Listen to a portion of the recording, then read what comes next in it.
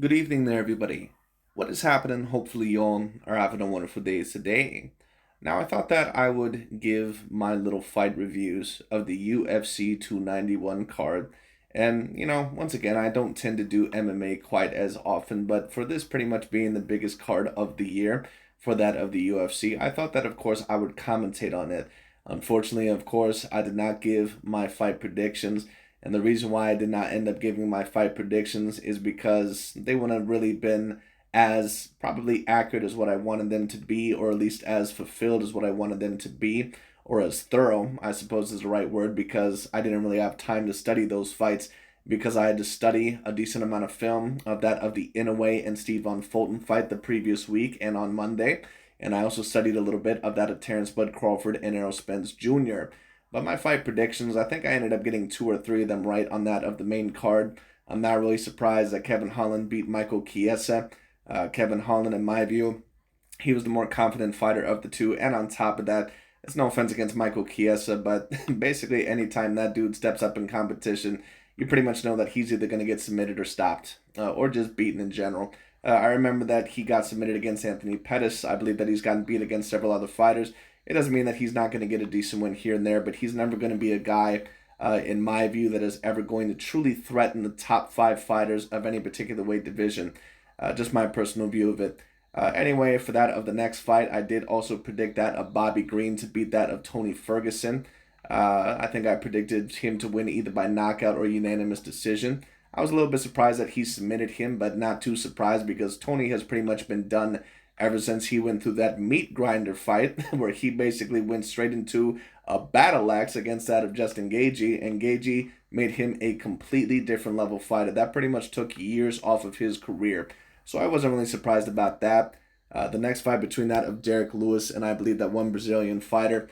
Once again, I never made any official predictions, but had I made a prediction just based off of what I've seen from them previously without any prior study work, I probably would have predicted the Brazilian to win just because Derek Lewis, it seems that he's been a little bit down at this point in time in his career. But I also got to give him a lot of credit because Derek Lewis ended up losing a lot of weight, it seemed, at least in that of the midsection. He looked more physically fit in this fight. And of course, he's just a guy that has a lot of strength and a lot of build. So when he landed that knee, which was unexpected for a lot of people, including myself, he hurt him. He got him down on the ground. And of course, when you're in that position, it's very hard to beat Derek Lewis because he's an extraordinary puncher. As for the next fight between Jan Blachowicz and Alex Pieta, and these are pretty much the next two fights that I really want to talk about when it comes to these two fights, especially that of the Alex Pieta and that of the Jan Blachowicz fight, because many people overall, they said, well, I believe personally that the fight was a robbery. They thought that Jan Blachowicz won by clear domination. I was even watching it personally with my parents because they're also very big fight fans as well, and they love the game of both MMA and boxing. And they personally thought Jan Blachowicz won all three rounds. Do I necessarily agree with that statement? No, not necessarily. I thought Jan Blachowicz had clearly won the first round. The second round, one could debate, could have went either way. But because of some of the work and the damage that Alex Pieta was doing, at least within the final minute, one could certainly debate that Alex Pieta got the second round. The third round, I probably would have gave the Jan Blachowicz because it was very even, with Alex maybe having the slight advantage heading into the final minute. But once Jan Blachowicz got that takedown, I understand that he wasn't doing any damage. But the fact that the striking was even, and the fact that Jan Blachowicz ended up getting a takedown on my scorecard anyway, he would have gotten the advantage. But I'm not really surprised because Alex Pieta is the more marketable fighter. And like I always say, not just in the fighting game, but in any game, that you're playing, you must know who you are. And like I said, with that of Vasily Lomachenko and Devin Haney, why would they give a 35-year-old man the decision against a fighter that they believe they can make very big fights with later on, like that of Gervonta Tank Davis and other fighters like that, Teofimo Lopez, Josh Taylor, blah, blah, blah. Why would they give you the decision? You're 35 years old, European fighter. You're a European fighter. They've never really been super popular in boxing in the first place. Why would they give you that level of a decision? Anyways, when it comes to that of Alex Pieta, yes, I probably would have gave Jan Blachowicz the fight. I can't call this necessarily a robbery, but at the end of the day, Jan Blachowicz should have known who he was. At the end of the day, I believe that he was a slight favorite, but he was not the A side. Alex Pieta is a guy that has already beaten that of Israel Adesanya, one of the most popular champions within that of the the UFC's roster. He's beaten him on three separate occasions. Once, of course, within the UFC, and two other times, I believe, in a couple of other promotions or one promotion or kickboxing. I believe that it was. Alex Pieta, if he ends up winning this fight, more than likely he's going to beat whoever he faces next. And I think that that's what Dana wanted, because Dana White, of course, if he's able to get a two-time champion like that of Alex Pieta, that means that more people are going to tune in to watch him.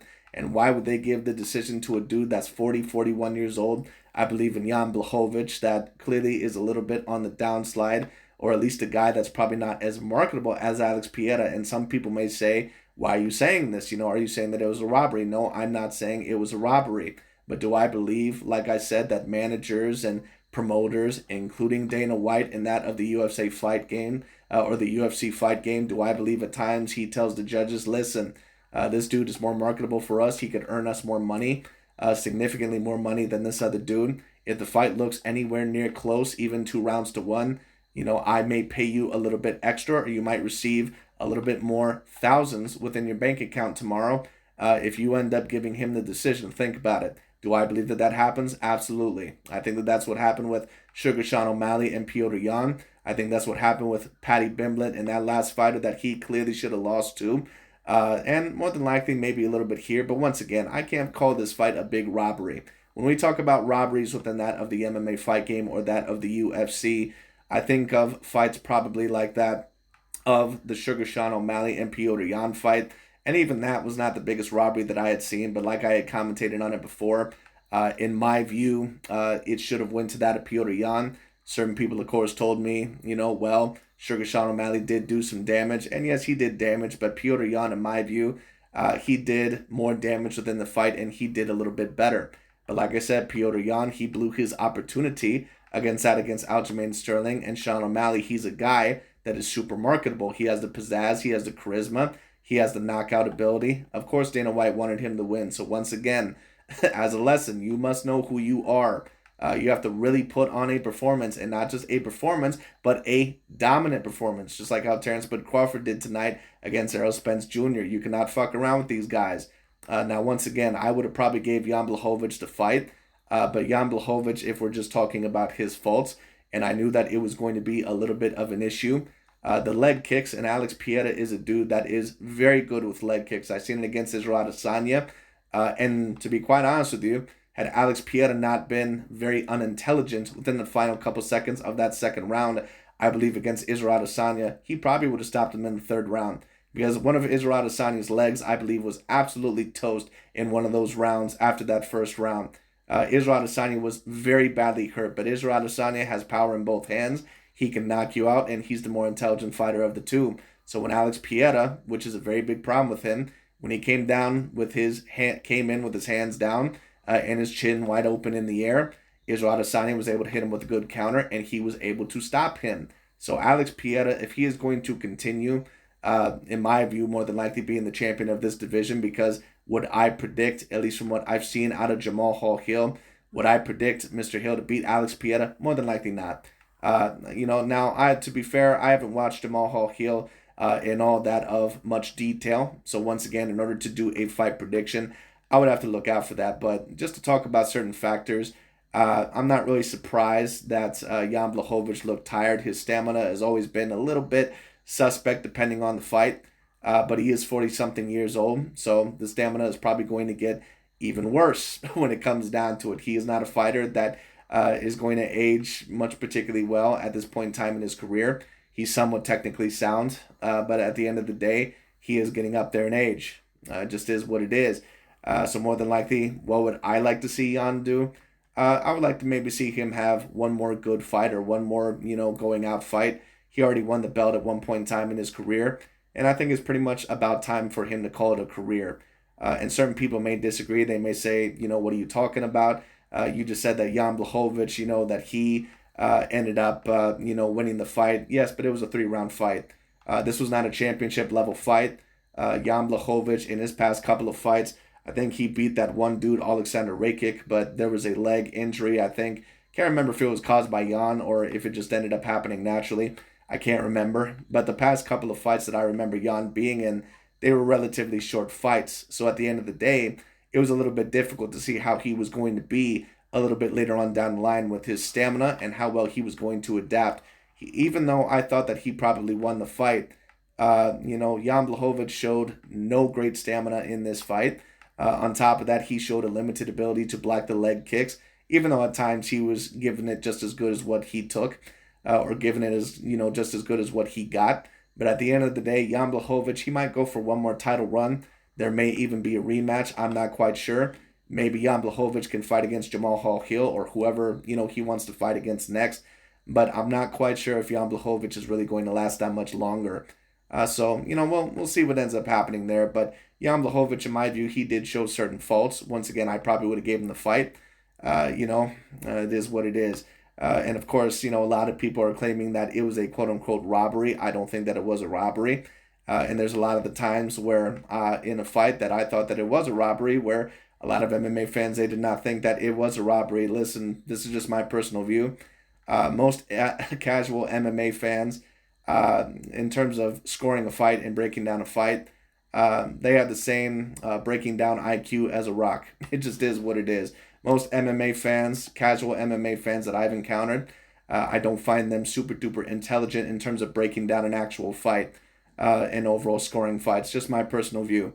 Now, of course, a lot of people will say, well, Jan Blachowicz, he fought scared and he was holding him a lot, right? But that's what you're supposed to do against an elite level striker. And a lot of people will say, well, he didn't really do enough damage, right? But you cannot win a round if you pretty much get held up against the cage or taken down for the whole entire time. So the first round, it really wasn't even a contest. It was Jan Blachowicz. The second round, I would probably give to Alex Pieta just because he did damage him. And in the first minute, from what I remember, I believe that Pieta ended up winning the first minute of that round. And the last minute, he ended up doing it. So if you win probably 2 minutes of a round out of 5 minutes, you certainly could debatably win that round, especially when a lot of the work on the ground, there is not significant damage, and there was not enough significant damage. But the third round, it was pretty decently close. Not only did Jan Blachowicz take him down, but the strikes were about even. Now, Alex Pieta ended up getting the advantage within that of the leg kicks in that final round, but within the head strikes, it actually may have been Mr. Jan Blachowicz, and I think that both hurt each other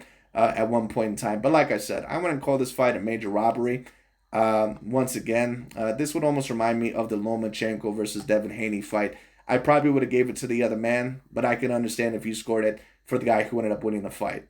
But I just thought that I would talk about that fight specifically. Anyways, just to kind of cap this off, of course, I thought that I would also talk about the Dustin Poirier fights versus Justin Gaethje. And I did end up predicting Dustin Poirier to beat Justin Gaethje. I watched a lot of their fights, but I can't say that I'm really surprised that Justin Gaethje ended up winning the fight. And the thing that I was going to be really curious about how Dustin Poirier was going to handle it is that how was Dustin Poirier going to be able to handle Justin Gaethje when he finally was a little bit more disciplined? The first time that they had fought, Justin Gaethje, he was still a very good fighter, but he was a little bit more reckless, a little bit more wild, and he was coming at Dustin Poirier a lot of the times. And Dustin can handle a multitude of styles. Dustin is a very great fighter, even though he's never won the official belt of any weight division. He's going to go down as one of those guys that, along with Uriah Faber and Kenny Florian and whoever else you want to put on that list, Yoel Romero, Dustin Poirier is up with any one of those guys to be one of the greatest fighters to ever live that's never won the official belt. Tony Ferguson, whoever the hell else you want to put up there, he's right there with them. And Justin Gaethje might be up there with them as well. But anyways, when it comes down to it, Dustin Poirier, the thing that I noticed immediately is that Justin Gaethje was taking his jab away quite well. Every time that Dustin Poirier, every time that he would really put in that lead hand jab with his right hand, he looked very uncomfortable because Gaethje looked like he was always prepared to throw. And Dustin Poirier, to be quite honest with you, and I'm not sure if it's because he's aged a little bit or just been in a lot of these wars, but he didn't really look to have the same amount of movement or the same defensive responsibility. Now, it could have been that, or it just could have been maybe that Justin Gaethje, he was a little bit more prepared. Now, personally, I would like to see a third fight between the two. But after the knockout that ended up happening in the second round, and of course, he caught him with a great round kick, I believe to that of the right side of his face, or excuse me, not the right side, the left side. And it was partially blocked, but it also landed a little bit around the head and the neck, which of course is a very big nerve ending. It's a very big nerve pact. So at the end of the day, when you do get hit there at times, you can try to block it, but there's only so much that you can do. But in the first round, it was very competitive. I think that I gave it to Gaethje just by a little bit. But if you gave it to Dustin Poirier, I cannot blame you. I think that Dustin probably all around is the slightly more talented fighter. But Justin Gaethje, with his level of power, and on top of that, with his more defensive style, I think that it threw off Dustin Poirier a little bit here. And I think Poirier looked a little bit nervous in the first round because Gaethje was not falling into his game plan. And Dustin Poirier, in my view, he had to really establish that jab. He had to not be afraid to throw punches, and he also had to try to go tit for tat with that of the leg kicks. He didn't really do any of those, at least in a super successful way. Just in my personal view, those are the things that he was going to have to do in order to beat him. Justin Gaethje was going to have to be more defensively responsible here. He was also, in my view, going to have to utilize a jab. He didn't really utilize a great jab, but he took Dustin's jab pretty much completely away from him. And that is a significant weapon, especially for a guy that is looked at as a very good boxer in Dustin Poirier. And in my view, Dustin Poirier, he is one of UFC's best boxers that I've personally ever seen, at least in terms of an MMA fighter. But very good on Justin Gaethje and a multitude of the other fighters that ended up fighting. It was a very good card in my view, with some surprises here and there. Some not being so surprising. But you know what? Justin Gaethje proved that he was able to get Poirier in that of the second fight. So great on him. Or Poirier, however you pronounce his name more correctly. But anyway, will there be a third fight? I would like to see a third fight. Because to be quite honest with you, Justin Gaethje, in my view, he's got enough title shots. It's very clear that in my view, he's not going to quite get there. I don't think overall that Dustin Poirier, I don't think that he's ever going to win the belt against Islam Makhachev either. But overall, I would like to see a third fight. I think it would be very interesting. Now, who would I predict in the third fight? Dustin Poirier, in my view, he probably is the all-around smarter fighter, but just with the level of power and the defensive style that Justin Gaethje has, it's just going to be very difficult for Dustin Poirier to try and get around that. And there's some times where more than likely you probably are the slightly all-around more talented guy, or the all-around slightly more smarter fighter, or it looks like you may have more tools in your toolbox, but that guy isn't too far away from you. And on top of that, the level of power that they have, it's just devastating. And that's why I predicted Errol Spence to beat Terrence Bud Crawford by that of a decision, because I didn't think that Terrence Bud Crawford was going to be able to handle the power quite as well as what he did.